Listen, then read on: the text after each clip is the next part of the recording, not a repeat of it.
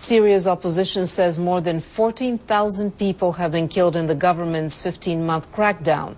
They say at least 70 people were killed in fighting across the country on Friday. Today, key diplomats will meet in Geneva in hopes of ending the bloodshed. The U.S. and Russia will be there, but they are split on getting rid of President Bashar al-Assad. The U.S. Secretary of State and Russia's foreign minister met on Friday but said little afterward.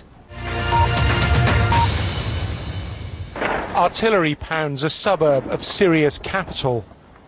This is Douma, just 20 minutes' drive from the presidential palace, yet in rebel hands.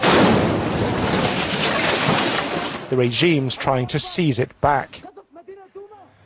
After the shelling, say activists, militiamen arrived to kill people one at a time.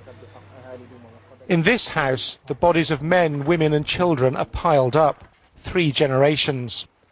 In a rare interview, President Assad gave his backing to a United Nations peace plan. There was, however, no mention of the UN ceasefire that goes with it. The responsibility of the Syrian government is to protect all our residents, he says. That means a responsibility to annihilate terrorists.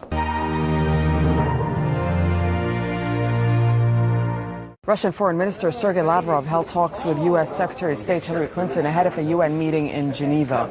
On top of their agenda will be Special Envoy Kofi Annan's idea for a transitional government.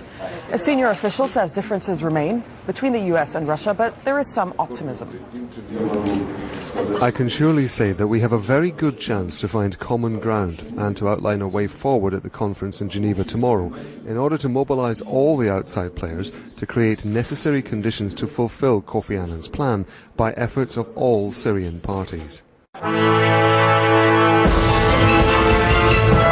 The UN and Arab League envoy Kofi Annan hopes Saturday's talks will secure an effective peace plan for Syria, as well as a transition of power away from Syrian President Bashar al-Assad. So far, his efforts to end violence in the country have fallen short. However, Annan says he's optimistic about the outcome of these talks. Some senior diplomats have been less certain. Russia have so far blocked any consensus on foreign intervention in Syria, where, according to some reports, more than 3,000 people have been killed in the last month alone.